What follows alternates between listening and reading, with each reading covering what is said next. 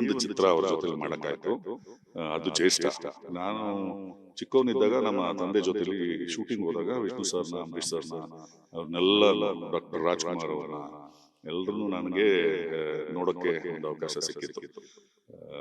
ಒಂದೇ ಸಾರಿ ವಿಷ್ಣು ಸರ್ ಯಾರಿಗೆ ಇಷ್ಟ ಇಲ್ಲ, ವೆರಿ ಸ್ಮಾರ್ಟ್ ಲುಕಿಂಗ್ ಹೀರೋ. ಅವ್ರನ್ನ ನಾನು ನೋಡಿದ ಕಾಲಕ್ಕೆ ಚಿತ್ರಗಳಲ್ಲಿ ಕಾಣೋದಕ್ಕಿಂತ ಹೆಚ್ಚಾಗಿ ಅವ್ರನ್ನ ವೈಯಕ್ತಿಕವಾಗಿ ಎದುರಿಗೆ ನೋಡಿದಾಗ ಇನ್ನೂ ಸ್ಮಾರ್ಟ್ ಆಗಿ ಕಾಣೋರು, ಎಲ್ಲರನ್ನೂ ಚೆನ್ನಾಗಿ ಕಾಣೋರು, ಎಲ್ಲರನ್ನೂ ಊಟ ಕರೆಯೋರು. ಆಮೇಲೆ ಅವರೊಬ್ಬರೇ ಕೂತ್ಕೊಳ್ತಿರ್ಲಿಲ್ಲ. ಅಷ್ಟು ಆ ಚಿತ್ರದಲ್ಲಿ ಯಾರ್ಯಾರು ಪ್ರಮುಖವಾದಂತ ಕಲಾವಿದರುಗಳಿದ್ದಾರೆ ಅವ್ರನ್ನೆಲ್ಲರನ್ನು ಸೇರಿಸ್ಕೊಂಡೇ ಊಟ ಮಾಡ್ತಿದ್ದವರು. ಅಂಡ್ ನಮ್ಮ ಜೊತೆಲಿ ಇದ್ದಾಗಂತೂ ಅವರು ಊಟದ ಸಮಯದಲ್ಲಿ ನಮ್ಗೆ ಅವರಾಗಿ ನಿಂತು ಅವ್ರ ಕೈಯಾರೆ ಬಡಿಸೋದು ಎಲ್ಲ ಮಾಡಿದ್ದಾರೆ. ಅಂಡ್ ನಮ್ಮ ವಿಷ್ಣು ಸರ್ ಹೇಳಿದ್ರಲ್ಲ ಈಗ, ಅದೇ ರೀತಿ ದರ್ಶನ್ ಸರ್ ಕೂಡ ಅವರೊಂದು ಪರಿಪಾಠ ಮಾಡಬೇಕು ಅಂತ ಇದರಿಂದ ಆಚೆ ಬರಬೇಕು ಅನ್ನೋ ಒಂದು ಆಸೆ ಇದೆ. ಅದಾದ್ಮೇಲೆ ವಿಷ್ಣುವರ್ಧನ್ ಸರ್ ಜೊತೆ ಕೂಡ ಆಕ್ಟ್ ಮಾಡಿದೀರಾ ಖಳನಾಯಕನಾಗಿ. ಸೊ ಅವರಿಗೆ ಕರ್ನಾಟಕ ರತ್ನ ಪ್ರಶಸ್ತಿ ಕೂಡ ಬಂದಿರ್ಬೋದು. ಅವರ ಜೊತೆ ಕಳೆದಂತ ಒಂದೇ ಒಂದು ಚಿತ್ರ ಅವ್ರ ಜೊತೆಲಿ ಮಾಡಕ್ಕಾಯ್ತು, ಅದು ಜ್ಯೇಷ್ಠ. ನಾನು ಚಿಕ್ಕವನಿದ್ದಾಗ ನಮ್ಮ ತಂದೆ ಜೊತೆಲಿ ಶೂಟಿಂಗ್ ಹೋದಾಗ ವಿಷ್ಣು ಸರ್ನ, ಅಂಬರೀಷ್ ಸರ್ನ, ಅವ್ರನ್ನೆಲ್ಲನು, ಡಾಕ್ಟರ್ ರಾಜ್ಕುಮಾರ್ ಅವ್ರನ್ನ ಎಲ್ರನ್ನೂ ನನಗೆ ನೋಡೋಕ್ಕೆ ಒಂದು ಅವಕಾಶ ಸಿಕ್ಕಿತ್ತು. ಒಂದೇ ಸಾರಿ. ಅದಾದ ನಂತರ ವಿಷ್ಣು ಸರ್ ಜೊತೆಲಿ ನಾನು ಜ್ಯೇಷ್ಠ ಅಂತ ಒಂದು ಚಿತ್ರ ಮಾಡಿದೆ. ಅದ್ಭುತವಾದ ಅನುಭವ. ಅಂಡ್ ವಿಷ್ಣು ಸರ್ ಯಾರಿಗೆ ಇಷ್ಟ ಇಲ್ಲ, ವೆರಿ ಸ್ಮಾರ್ಟ್ ಲುಕಿಂಗ್ ಹೀರೋ. ಅವ್ರನ್ನ ನಾನು ನೋಡಿದ ಕಾಲಕ್ಕೆ ಚಿತ್ರಗಳಲ್ಲಿ ಕಾಣೋದಕ್ಕಿಂತ ಹೆಚ್ಚಾಗಿ ಅವ್ರನ್ನ ವೈಯಕ್ತಿಕವಾಗಿ ಎದುರಿಗೆ ನೋಡಿದಾಗ ಇನ್ನೂ ಸ್ಮಾರ್ಟ್ ಆಗಿ ಕಾಣೋರು. ವೆರಿ ಚಾರ್ಮಿಂಗ್ ಏನಂತಾರೆ ಪರ್ಸನಾಲಿಟಿ. ಅಂಡ್ ಜ್ಯೇಷ್ಠದಲ್ಲಿ ಅವರೇ ಹೇಳಿ ಹಾಕ್ಸಿದ್ದಂತ ಪಾತ್ರ. ಯಾಕಂತಂದ್ರೆ ನಾನು ಯಾವುದೋ ಡಬ್ಬಿಂಗ್ ಮಾಡ್ತಾ ಇದ್ದೆ, ಸಿಂಗಾರವ ಅಂತ ಒಂದು ಚಿತ್ರ, ಚಾಮುಂಡೇಶ್ವರಿ ಸ್ಟುಡಿಯೋದಲ್ಲಿ. ಕಗ್ಗತ್ಲು ನಾನು ಪಾಡಿಗೆ ನಾನು ಡಬ್ಬಿಂಗ್ ಮಾಡ್ತಿದ್ದೆ. ಹಿಂದೆಯಿಂದ ನೋಡ್ಬಿಟ್ಟು ಹೋಗಿದ್ದಾರೆ, ಅವ್ನ ಹಾಕು ಆ ರೋಲ್ಗೆ ಅಂತ ಸೂರಪ್ಪ ಬಾಬು ಅವ್ರಿಗೆ ಹೇಳಿ ಬಂದಂತ ಪಾತ್ರ. ನಮ್ಮ ಕನಸು ಚಿಕ್ಕ ಕಲಾವಿದರುಗಳಾಗಿ ಅಂತ ದೊಡ್ಡ ನಟರ ಜೊತೆಲಿ, ನಾಯಕ ನಟರ ಜೊತೆಲಿ, ಅದು ವಿಷ್ಣು ಸರ್ ಜೊತೆಲಿ ಯಾರಿಗಿಷ್ಟ ಇರಲ್ಲ ಕೆಲಸ ಮಾಡೋದಕ್ಕೆ. ಸೊ ಅವಕಾಶ ಇತ್ತು. ಅಂಡ್ ಬಹಳ ಒಳ್ಳೆ ಸಮಯ ಜ್ಯೇಷ್ಠ ಚಿತ್ರೀಕರಣದ ಸಮಯದಲ್ಲಿ ನಾವು ಪಡ್ಕೊಂಡಿದ್ದಿದೆ. ಬಹಳ ಪ್ರೀತಿಯಿಂದ ಕಂಡಿದ್ದಾರೆ. ಸೊ ಅವ್ರ ಬಗ್ಗೆ ನಮಗೆ ಖುಷಿನೇ. ಅಂಡ್ ಕರ್ನಾಟಕ ರತ್ನ ಅವ್ರಿದ್ದಾಗಲೇ ಬಂದಿದ್ರೆ ಇನ್ನೂ ಒಂದಷ್ಟು ಎಲ್ಲ ಅವರ ಅಭಿಮಾನಿಗಳಿಗೆ, ನಮ್ಗಳಿಗೆ ಖುಷಿ ಆಗಿರೋದು. ಬಟ್ ಈಗ ಬಂದಿದ್ದು ಬೇಸರ ಏನಿಲ್ಲ. ಎನಿ ಡೇ ದೊಡ್ಡ ಕಲಾವಿದರು, ಅವ್ರು ಬಂದಿದ್ದು ನಮಗೆ ಖುಷಿ ಆಗಿದೆ, ಪ್ರೀತಿ ಇದೆ, ಜಾಲಿ, ಆರಾಮ್. ಆಮೇಲೆ ಎಲ್ರನ್ನೂ ಚೆನ್ನಾಗಿ ಕಾಣೋರು, ಎಲ್ರನ್ನೂ ಊಟ ಕರೆಯೋರು. ಆಮೇಲೆ ಅವರೊಬ್ಬರೇ ಕೂತ್ಕೊಳ್ತಿರ್ಲಿಲ್ಲ. ಅಷ್ಟು ಆ ಚಿತ್ರದಲ್ಲಿ ಯಾರ್ಯಾರು ಪ್ರಮುಖವಾದಂತ ಕಲಾವಿದರುಗಳಿದ್ದಾರೆ ಅವ್ರನ್ನೆಲ್ಲರನ್ನೂ ಸೇರಿಸ್ಕೊಂಡೇ ಊಟ ಮಾಡ್ತಿದ್ದವ್ರು.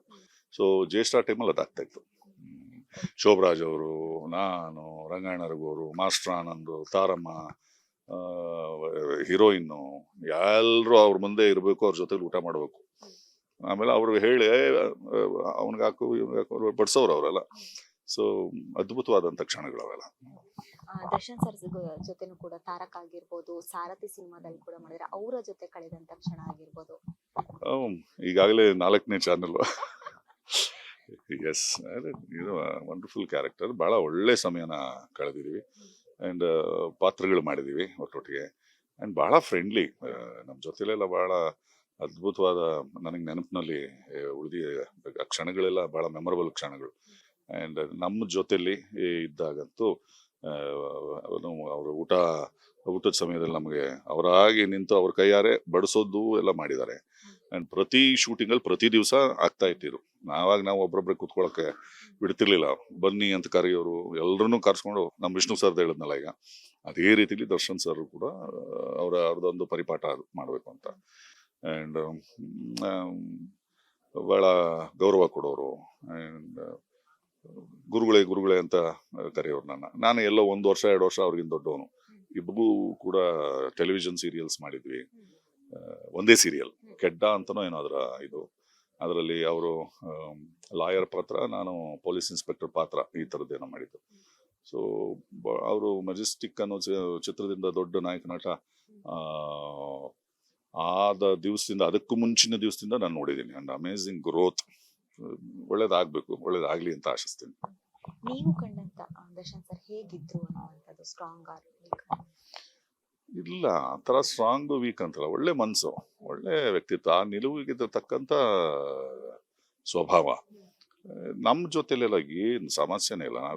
We had spent amazing memorable days, good days, and ಚೆನ್ನಾಗಿತ್ತು. ಪರಸ್ಪರ ಪ್ರೀತಿ ಇತ್ತು, ಗೌರವ ಇತ್ತು, ಚೆನ್ನಾಗಿರ್ತಿತ್ತು. ಎಸ್. ಸಾರಥಿ ಸಿನಿಮಾದಲ್ಲಿ ಅವರೇ ಸಾಕಿರುವಂತಹ ರಾಮು ಅನ್ನುವಂತಹ ಕುದುರೆ ಕೂಡ ಇತ್ತು. ಅಷ್ಟು ಪ್ರಾಣಿಗಳ ಜೊತೆ ಒಡನಾಟ ಇಟ್ಕೊಂಡಾಗ ಈಗ ವಿಷ ಕೊಡಿ ಅನ್ನುವಂತಹದ್ದು ಕೇಳಿದಾಗ, ನೀವು ಕೇಳಿದಾಗ ದುಃಖ ಆಗಲ್ವಾ? ಅಲ್ವಾ? ಅವರ ಪ್ರಾಣಿ ಪ್ರೀತಿ ಯಾರಿಗ್ ಗೊತ್ತಿಲ್ಲ? ಇಡೀ ಕರ್ನಾಟಕಕ್ಕೆ ಗೊತ್ತು. ಎಸ್ಪೆಷಲಿ ಗಿಡ ಮರಗಳನ್ನ ಪ್ರೀತಿ ಮಾಡೋರು, ಪ್ರಾಣಿಗಳನ್ನ ಪ್ರೀತಿ ಮಾಡೋರು, ಅವರ ಗುಣಗಳೇ ಬೇರೆ ಇರ್ತದೆ. ಮಿಡಿತಾರೆ. ಇನ್ನು ಪ್ರಾಣಿಗಳ ಬಗ್ಗೆ ಅಷ್ಟೊಂದು ಮಿಡ್ತಾ ಇದ್ದ ವ್ಯಕ್ತಿ ನಮ್ಮ ಜೊತೆಲೆಲ್ಲ ಇನ್ನು ಹೆಂಗಿರ್ತಿದ್ರು ಅಂತಂದ್ರೆ ನಾವೇನ್ ಮಾಡ. ಬಟ್ ಆ ಪ್ರಸಂಗ, ಆ ಸ್ಥಿತಿ, ಈಗಿನ ಸ್ಥಿತಿ ನಮ್ಮ ಹಿಡಿತದ್ರಿಲ್ಲ. ಆ ಕ್ಷಣಕ್ಕೆ ಆಗಿರ್ಬಹುದು, ಗೊತ್ತಿಲ್ಲ. ಅದು ಇನ್ನೂ ನ್ಯಾಯಾಂಗದಲ್ಲಿದೆ. ನೋಡೋಣ. ನಮಗೆ ಅವ್ರನ್ನ ಕಂಡಿರೋ ನಮಗೆ ಅವರು ಇದರಿಂದ ಆಚೆ ಬರಬೇಕು ಅನ್ನೋ ಒಂದು ಆಸೆ ಇದೆ. ನೋಡೋಣ. ನಮಗೆ ಈಸ್ ಒಂದು ವಂಡರ್ಫುಲ್ ಹ್ಯೂಮನ್ ಬೀಯಿಂಗ್. ಬಹಳ ಅದು ನಿಜವಾದ ಮಾನವೀಯತೆ ಇದ್ದಂಥ, ಬಹಳ ಸೂಕ್ಷ್ಮ ಗುಣಗಳ ಇರುವಂಥ ಪ್ರೀತಿ ಅಂದ್ರೆ ಅಗಾಧವಾದ ಪ್ರೀತಿ ಅವರು. ಆಯ್ತಾ? ಆದ ವಿಚಾರದಲ್ಲಂತೂ ಎಳ್ಳಷ್ಟು ಎರಡು ಮಾತಿಲ್ಲ. ಸೊ ನಮಗಿದು ಗೊತ್ತಿಲ್ಲ. ಇದು ಎಲ್ಲ ಇದರಿಂದ ಹೊರಗೆ ಬರಲಿ. ಅವರು ಮೊದಲಿನಂಗೆ ಎಲ್ಲರ ಜೊತೆಲಿ ಇರಲಿ. ಒಂದಷ್ಟು ಚಿತ್ರಗಳು ಇನ್ನಷ್ಟು ಕನ್ನಡ ಜನತೆ ಕೊಡ್ಲಿ ಅಂತಾನೆ ಆಶಿಸ್ತೀನಿ ನಾನು.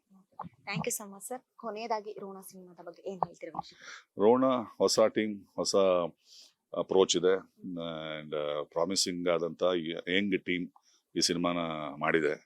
ಅದರೊಳಗೆ ಒಂದು ಪಾತ್ರ ಮಾಡಿರೋ ಒಬ್ಬ ಕಲಾವಿದನಾಗಿ, ಇವತ್ತು ಟೀಸರ್ ಲಾಂಚ್ ಮಾಡಿರೋ ಒಬ್ಬ ವ್ಯಕ್ತಿಯಾಗಿ ನಾನು ಕೂಡ ಆಸೆ ಪಡ್ತೀನಿ. ರೋಣ ಎಲ್ರಿಗೂ ಒಂದು ಯಶಸ್ಸನ್ನು ತಂದ್ಕೊಡ್ಲಿ. ನಿಮ್ಮೆಲ್ಲರ ಮಾಧ್ಯಮ ಮಿತ್ರರ ಪ್ರೀತಿ ಸಿಗಲಿ, ಜನಮಾನಸದಲ್ಲಿ ಉಳಿಲಿ ಅಂತ ಆಸೆ ಪಡ್ತೀನಿ. Thank you so much sir. ಒಳ್ಳೆಯದಾಗಲಿ. ಎಸ್, ಇದಿಷ್ಟು ಶರತ್ ಲೋಹಿತಾಶ್ವ ಅವರ ಮಾತಾಗಿತ್ತು. ಕ್ಯಾಮರಾ ಪರ್ಸನ್ ನವೀನ್ ಜೊತೆ ಐಶ್ವರ್ಯ ಗೌಡ, ಸ್ಪೀಡ್ ನ್ಯೂಸ್ ಕನ್ನಡ, ಬೆಂಗಳೂರು.